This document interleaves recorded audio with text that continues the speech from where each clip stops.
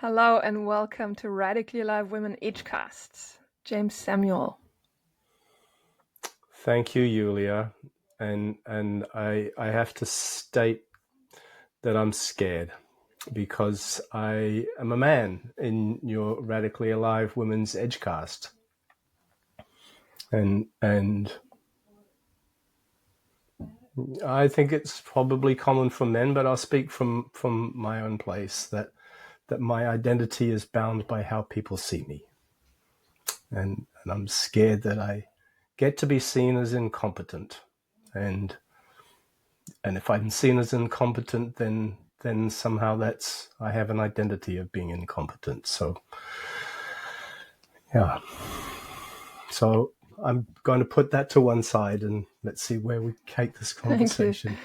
I think that's the beauty of being able to identify that, to notice, and then to put it to the side, like feel it, and not having to be limited by that. And so I appreciate your courage to go anyway and to just be here, show up, and not just show up. Like we've just spent like half an hour to try out this new technology, and yeah, you're just here, and thank you for that. And it's coming to my awareness more how radically alive women can be misperceived as it is only for women, and in a way it is addressed at women, and yet it's not about women ruling the world or women being alone or women only being with women. Like my purpose for Radically Alive Women is that it infuses women with the capacity to stand their ground and to hold space for life, for regeneration that is innate in a woman's body. And it needs men. Regeneration of life needs men, and not in a needy way, but there's also this beauty of collaboration with men, which brings an entirely different flavor. And for that, I need men that are willing to be scared and go anyway and try something new out, instead of going into defense and hiding and running away and hating women. And my job as a woman is to do my part of the journey of, there's also enough evidence in my past of that I could construe into hating men, and I have been there. I own that also. And the women in my lineage have hated men and made them the scapegoat. So I want to start a clean slate and see how does it go? What is there to discover when we're having a conversation as two humans that have decided to incarnate in different genders this lifetime? Thank you. I like the clean slate, and let's see where this goes. Thank you. And you're speaking my language when it comes to regeneration. This is the piece that is turning me on. This is the piece which I've been so inspired by recently, seeing what's possible and quickly. And yeah, I like to share a little. I don't know if you have had ideas specifically about where you wanted to take this. So let me ask that first. Yes. So what my impulse, I go with the first impulse. My first impulse to invite you into this conversation is to hear more about you as a man holding space for women. And that goes beyond maybe women, but that's where my interest came from. So I know you are relating with a close friend of mine, Janet Redmond, and also I've witnessed you holding space for your daughter, who has, I think, just turned 18 not that long ago. So I see a capacity or also an urge in you, or a drive or something you do about holding space for women, and I wanted to hear your perspective about that, around that. And at the same time, I also want to hear who you are. So I have a habit, I've made it a habit, tradition, to start there. Who are you? Like when you say something about you, and that includes like, what is it about regeneration? You're taking a stand, quite a big stand at the moment. So let's start there. Yeah, so yeah, it goes back to when my daughter was still in the belly, and I was 48 and 49 when she was born, and I knew that I needed to be strong in myself and to be a father. In the first instance, physically strong. I did all kinds of things to build my physical strength. That was the first significant piece of work, and then what evolved out of that was knowing that, oh, okay, I'm responsible for holding space for this being that's come into my life, and that's a constant.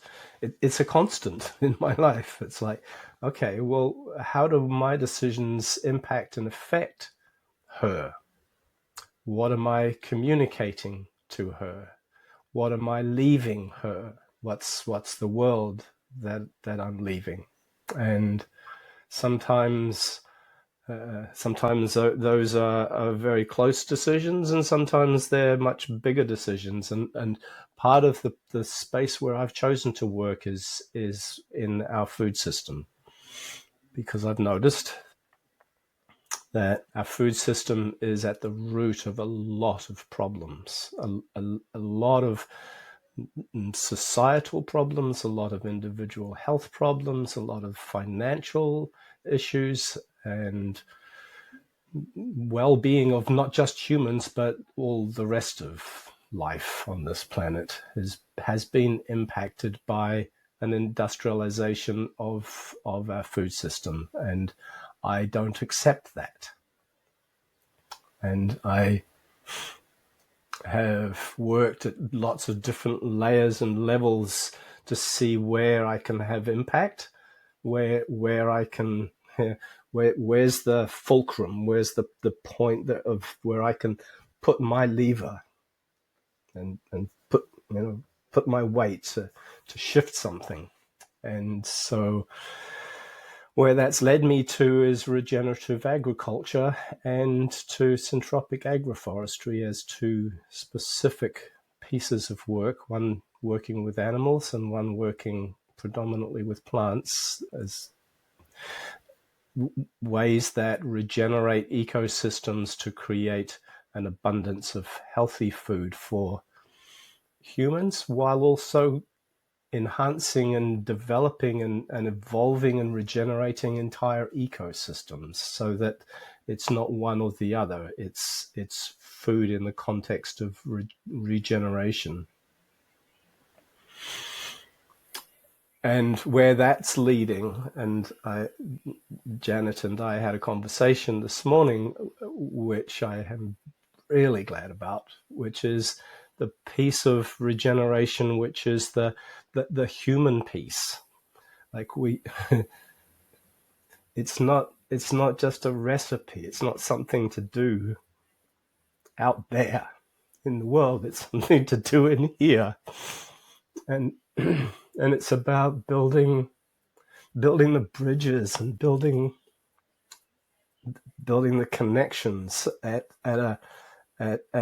every opportunity when we come together to collaborate. The first piece of work is, how do we do that? Like, how do we navigate making agreements with one another? How do we navigate putting feelings and emotions on the table? How do we navigate radical honesty with one another, so that I am bringing all of me to the table? I'm not simply coming to the conversation with some kind of rigid recipe. And regenerative agriculture and syntropic agroforestry are not a recipe. They're processes that lead us to discover that we are nature, in nature, and this is a piece which I've noticed I've been holding for a while, which is like noticing that we've tended to think of ourselves as separate from nature. Like humans are separate from nature, and I only just recently discovered that that's literally how it is defined in the dictionary. That nature is everything that's not human, and I don't agree with that. It's like, no, we are nature, and we have a role in nature, and I feel sad, and I feel angry when I hear people speak about the world would be better off without us, better off without humans. It's like, no, Yeah, what is, let your we anger speak. have a What is it? Yeah, place. go. What is the anger about We in the sadness? well, we have a place in nature. We have a role, and it takes a certain amount of courage and a certain and a willingness to take a risk and make mistakes, but doing it knowing that we're part of nature, that we are interdependent. We're interdependent with nature, but we have a role, and we have a very unique role that only humans can play. Say more. What is our role? What have you found out about that? Well, in to where we are today, where we have a large number of people on the planet, a large number of people living in cities, and very few people living on the land, very few people farming.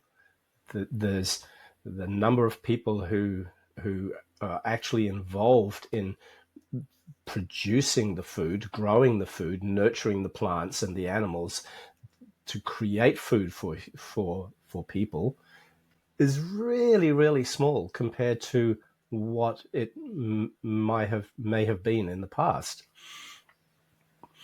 And so I think we've separated from nature to the point where we're here and nature's there. You know, it's like,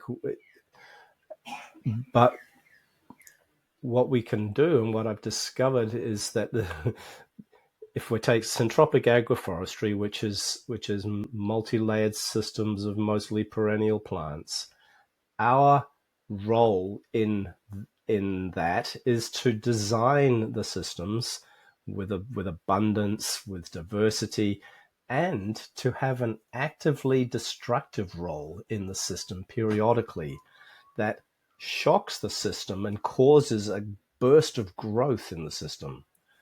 That used to be done by animals, running through the forest and breaking trees and knocking things over, the big elephants and the mammoths. Well, we don't have elephants and mammoths. So humans do that, can do that. And when we do that, it has an enormous beneficial impact. Well, the same is true in regenerative agriculture, only we do it with animals instead. Bring large numbers of animals, very concentrated into a relatively small area, and then move them quickly and give that land a long time to recover. This is the human part. And that's the part that you're currently nurturing to inform people, educate about that with the Growing Radicles and Roots So Deep movie that you're screening across New Zealand. Yes. Yes. So that's a bit about me and a bit about my... I've had some wonderful opportunity to hold space for my daughter recently. Mm-hmm. And I'd be very glad to share about that. Yes, and I see a link there also, like what I hear, and you're not using those words, but it's about resacredizing the human in a way. Yeah, it's like the human reclaiming their sacred nature in nature. There's this disconnect often happening, where even listening to you, you know, I might go wandering off because I think, well, forestry and land, you know, agriculture is not for me. And I hear it goes beyond that. It's really about taking up our space in nature and not avoiding that by going, well, we don't deserve to be here, so we might as well just die. Yeah, it's not this giving up, it's making it our own. And there, the bridge I see also that as humans resacredizing our nature, it is about resacredizing the archetypal feminine and the archetypal masculine, because that is necessary for life, for regeneration of life. And that's where I'm touched by your capacity to allow your sadness to be there, as well as your joy, which seem to be quite close, and the anger and your fear. Like, I notice a lot of your capacity to be love, and that comes often with sadness, that I notice. And so sort of wrapping that into, or weaving that into the next question of, what have you discovered about holding space from from all that you are, and your necessity and your love, and whatever else is there to hold space for women, for your partner, for your daughter. What motivates you? Maybe I start there. What motivates you there?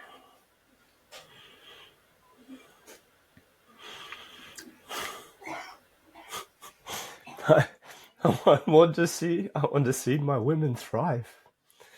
I want to see you thrive. I want to see my daughter thrive. I want to see my partners thrive. I want to see us all thrive, and so that requires me to soften back, to let go, to let go of what I might bring in in my male fix-it mode, or some clever ideas, or whatever it might be, and to hold the space to allow, for example, my daughter to find her own challenge, like to navigate the challenges that she's going through.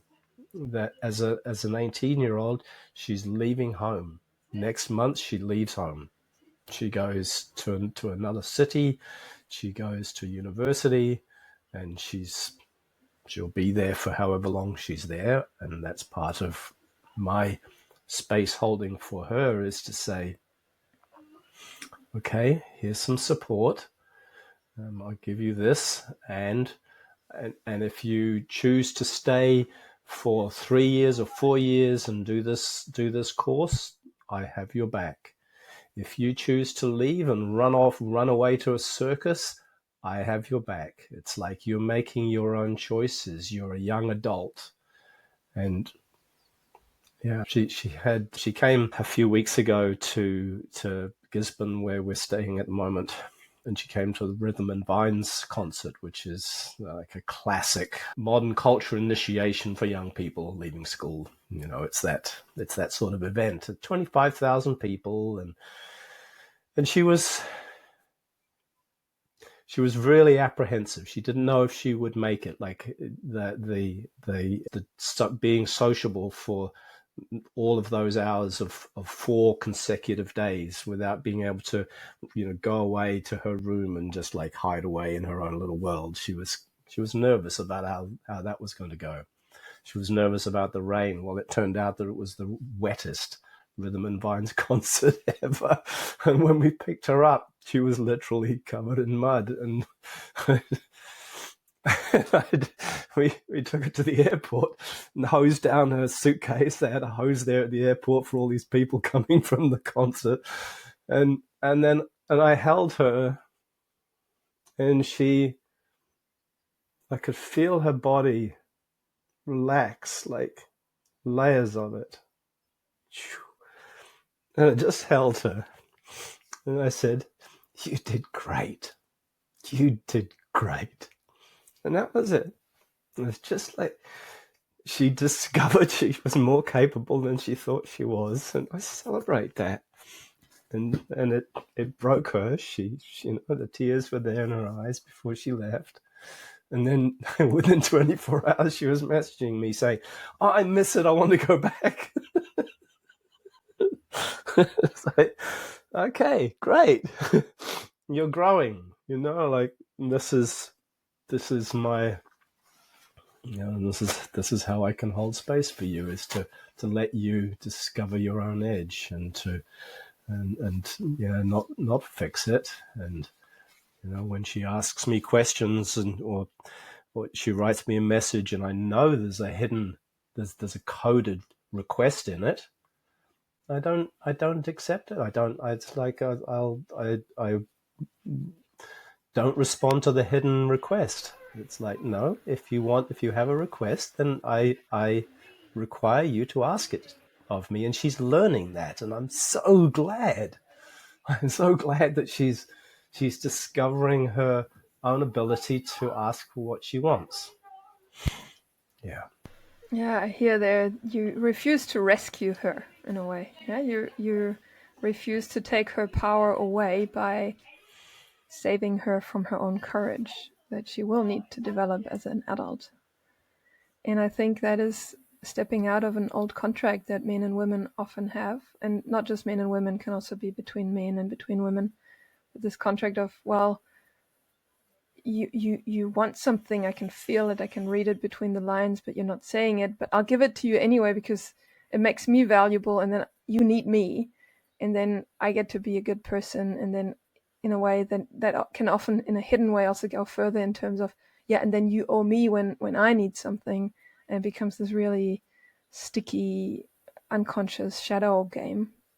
And I hear by you saying, okay, I see you want something, but I'm not gonna dishonor you by taking away your power to ask. So you need to ask me. Yeah, I celebrate that. I'm glad. I'm glad about that. Mm-hmm. And I'm learning. Like I'm like, well, you know the experience of being in the Haven together. Quite a lot of women and myself, and that put me on my edge for a long time. And that the memory of that time is so it's like fundamentally locked into my being. So maybe let's say a bit more about what it was. It was the Haven was a living experiment where Janet and you had a house, and you and several people, women, decided to come and live together and evolve together and heal together. And the moment that I joined, it was already the Haven. The name was an acronym for saying holding attention for vulnerable evolution now. Yeah, and that was what it was. There was vacuum, a lot of vacuum, and yet a lot of clarity in the space for everyone to go liquid with old survival patterns and to heal and to hold attention there and try something different. And you were the only man in this whole living experiment of several months. And what made you liquid about that? What was the edge for you? From a very young age, I had written my own code. My survival strategy was based around the code that's an assumption that feelings and emotions are not safe and that they need to be avoided to be safe. So avoiding them in myself and avoiding them when they show up in others.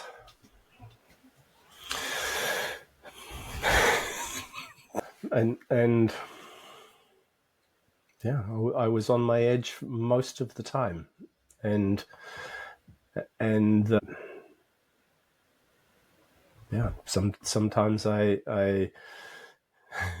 I got feedback, and that was another layer of like, oh, okay, yes, right, thank you, and okay, try something else, and then in the final, near the end, towards the last days, there was a circle which I chose to join, or I chose to stay in, which I hadn't done to that point. I had assumed myself to be apart from the women, and I would leave spaces when women were gathering, when you were gathering, and when there was high emotion. Then I left those spaces consistently, I think always, and then I didn't in the last, at the end, and it was so incredibly healing. I feel like, oh, I belong here. Like, okay, this is okay. Like, this is, not only is it okay, this is healing. This is, emotions are for healing, and feelings are for the information and the wisdom that they can bring. I'm so grateful for that time, and that served me a lot in how I am still learning to hold space for women. It's a balancing act. I feel it as a need to be present and listen deeply and hold back, like hold back my whatever my automatic responses, and then more inquire rather than offer. And Janet's very good at coaching me. She has a spray bottle, one of these spray bottles you use maybe for mist-spraying a plant or something. Only she doesn't have a bottle. It's just like it's an energetic spray bottle, and she only has to like point it at me, and I know, okay, What is the spray bottle doing? Like, what does it spray? It's the signal to me is like, I'm you're sharing something, and I'm coming in with the fix, and all I need is that's it, and soften back, and give her space to explore, to go deeper, to find what it is that she's feeling, to find the wisdom that's wanting to come forth in that moment, and then we can celebrate that. I don't need to do anything. It's nothing. Yeah. That's what I also notice that you do, like, and that's super useful for me as a woman when a man has grown or is growing his capacity to stand back and not try to fix it. What men mainly, and again, it's not really only gender specific, but a lot of men have learned they have to be someone, they have to fix things, then they're valuable for society, then they're valuable for their family, they have to do. And that is a tough one, I think, I can imagine it's a tough one to crack and to really let go of and go, okay, actually, I don't have to do anything other than be present. And if I'm that, then the woman can actually unfold more.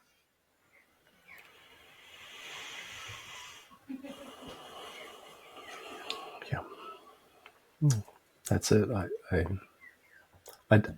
I don't know that I have more than that, Julia.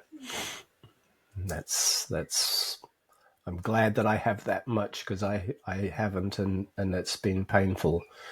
If I reflect back, I feel very sad for the times that's not been how I've operated, and the pain that's caused. Not giving space to feelings and emotions. I think the piece that started to touch me when we talked about the last days in the Haven was, I belong here. It's the same, like, yes, we humans belong in nature, and perhaps nature is the feminine, Gaia, and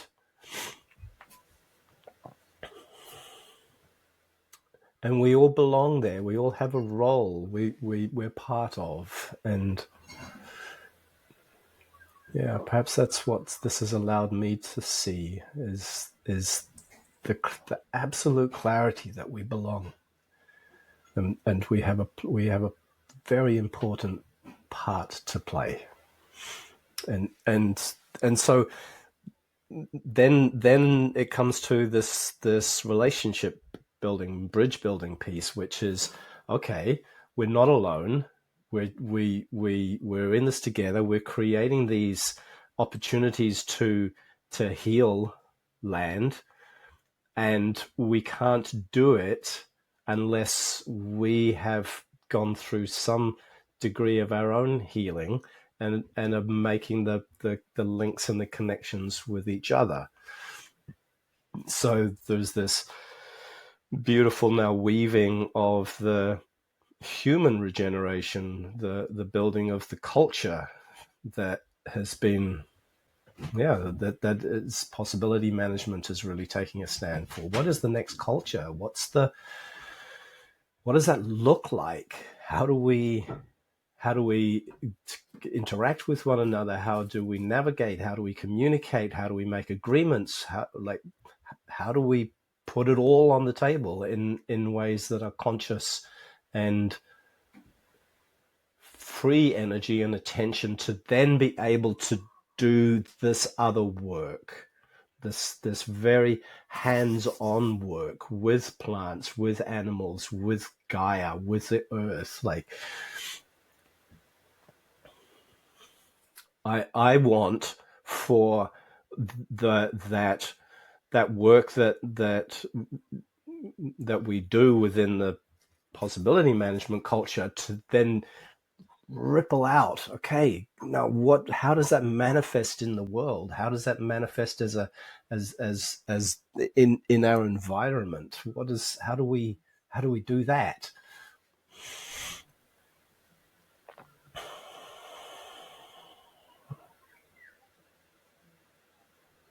Something touched you there. Yeah, I feel glad, and also I felt some sadness about, I don't know, actually. What comes up for me is this: I know that you have found out some things about this. Like I witnessed that. I witnessed how you're researching with Janet, and you're passing this on. Janet with her building communication bridges, you with the film screenings, with also the workshops you've held around growing radicals to bring people that have land together with people that want land to use. And then as they come together, they need the communication skills, they need the human interaction skills. And I think through this whole process of individualization and isolating and nucleus family and everybody their own thing, we've lost a lot of the skills of actually communicating, being with each other. And some of the skills maybe we didn't even lose, they're to be invented.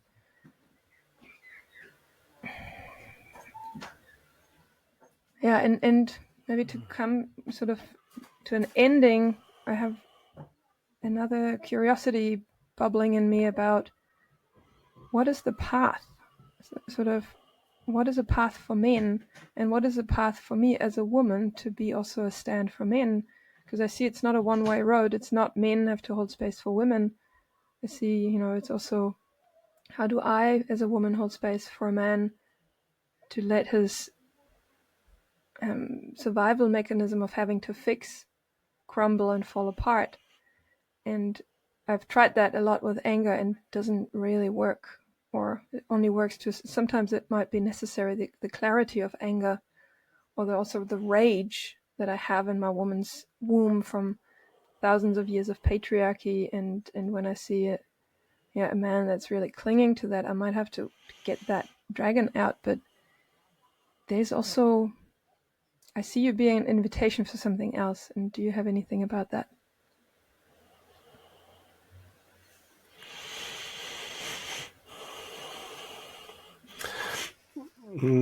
There's something in the relating Janet and I have, which is that we're on each other's team. Like her strength from her 4 decades of working in this building communication bridges that's her game world, and I support that fully, actively, practically, in all kinds of ways. And my piece is this food systems piece, and she supports me in that fully. And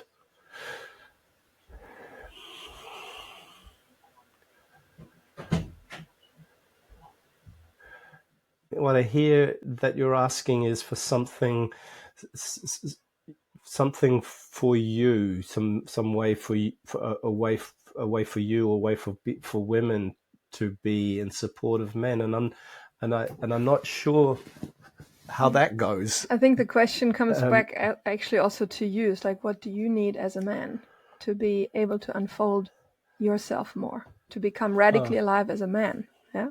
So it's the sacredness of man. What does that seed need in you? Or what has worked for you so far? What is your learning?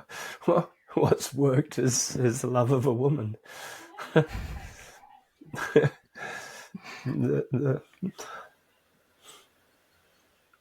the love of a woman who sees my survival strategy and has and honors it, right? And she doesn't criticize it. She honors it, and she holds space for it to be there, and she will ask questions out of curiosity about it, but not from a place of wanting to change it or wanting to or making it wrong. Yeah. In her words, reverence for the survival strategy. I mean, that's like she's reverence for those parts of me that hold me back, even, like, how is that possible? Well, it melts me. It undoes me. So then it's like, okay, now I can let a little more of that go. Like I don't have to survive. I don't have to hold it so tight, because I'm not trying to survive against something and defend against something.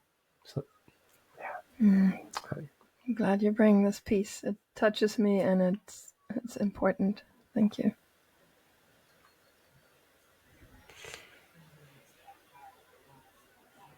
Thank you, James, for speaking and showing up and being.